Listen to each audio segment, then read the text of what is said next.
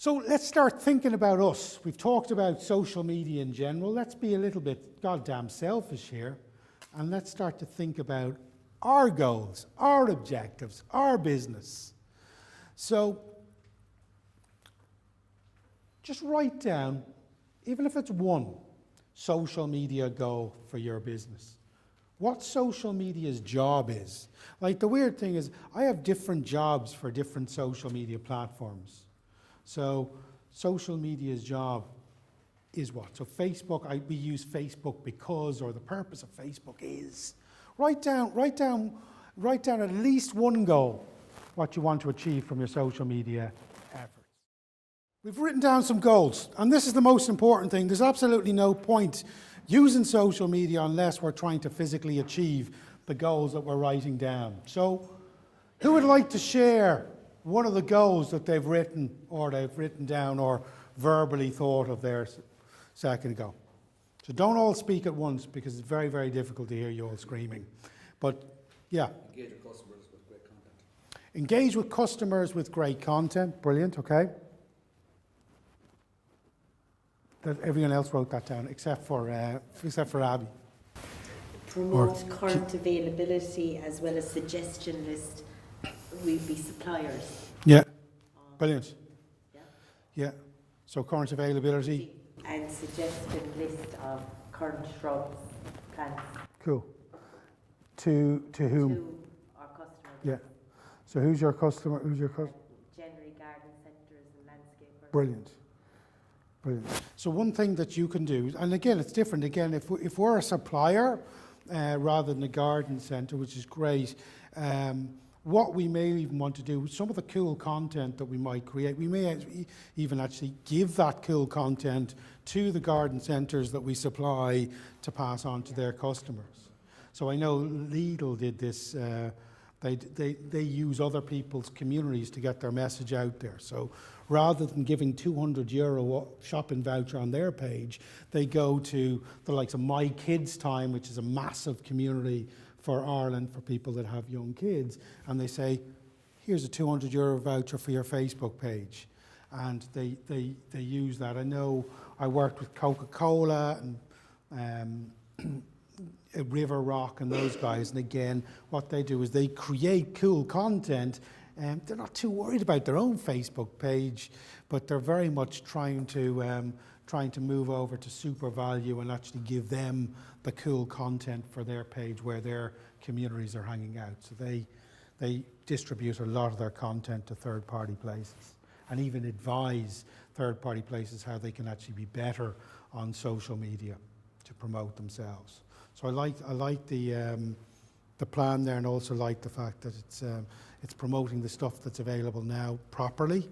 There's no point putting a picture of a rose up in November when they're all dead. So brilliant. Who wrote down bring more customers, make more money? Because those are good. Like, let's be honest, let's just call a spade here. If we're going to invest time, possibly money, but certainly a lot of effort into our social media activity, it's got to give us some sort of business return.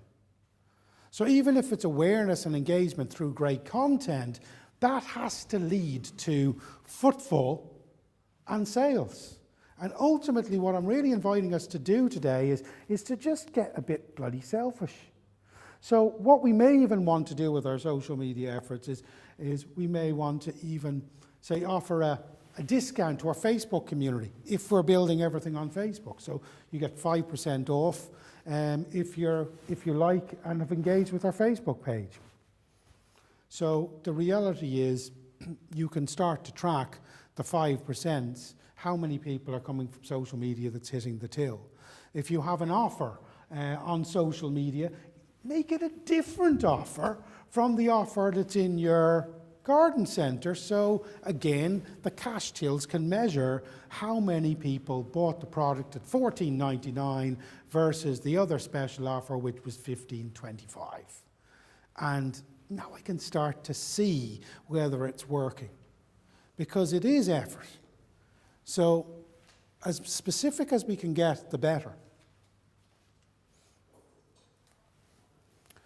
Obviously, anyone that's ever done a course and been mentioned goals before has probably been told, make sure that your goal that you write down for your social media efforts, that they're specific, otherwise they won't work, that they're measurable.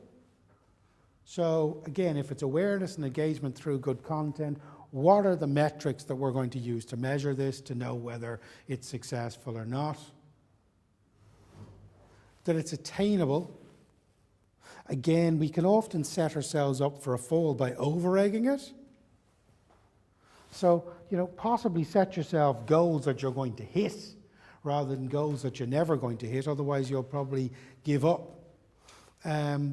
Which brings in the realistic piece, so just making sure that what you do is smacked with reality rather than some social media guru telling you could achieve the world overnight. And then the last thing, that what you do has a time factor to it, that it's timed. So I would invite us to really start to think about our social media channels after today, to say, this is my goal and this is what I want to achieve in the next 3 months. And work towards physically achieving it over the next 3 months. So sales, what were the sales last year? Could we increase the sales by 5-10% by using social media better and being a little more focused on our social media efforts over the next 3 months? Now, there's no point suddenly saying we're going to increase sales from the last 3 months if the summer is the time when all the business gets made. So comparing like with like. But that's a really, really important thing that we need to do.